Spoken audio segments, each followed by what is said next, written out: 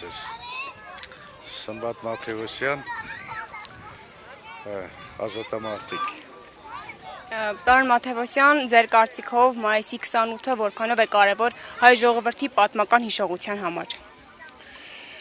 Ամենամեծ կարևորությունը իհարկե արժեքներն են։ Այս հողի վրա է, որ հենց հիմա մենք կանգնած ենք, այս բազմաթիվ կյանքերի կենով պաշտպանված հողը, մեր հայրենիքի մի մասն է, որտեղ հերոսամարտ է եղել։ Օգտվելով առիթից շնորհավորում եմ մեր հայ ժողովրդին, մեր այս հաղթանակի հետ կապակցությամբ, հայոց պետականության հիմնադրման, առաջ պետականության։ Ու այսքան է։ Այսօր Նիկոլ Փաշինյանը իր ելույթում ասաց, որ Հայաստանը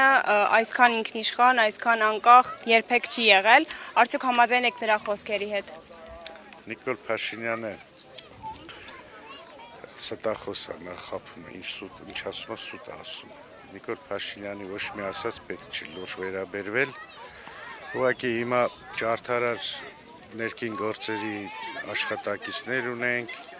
անօրինական դատող դատավորներ,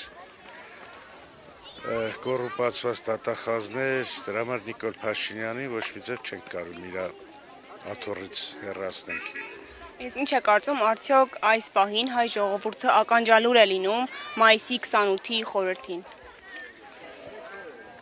Եթե պետականորեն մեծ արարողություն չեն նշում, դա դեռ չի նշանակում, որ ժողովուրդը այս տոնը չի տոնում, ուրախ չի, իհարկե բոլորս ուրախացել ենք, որ հերթական անգամ այս օրը նշում ենք, սա մեր հայ ազգի վերջի պարծենալու օրերից մեկն է, որովհետև էլիտար թուրքական զորքը փոքր հայկական ծորախմբի աշխարհազորին չի դիմացել։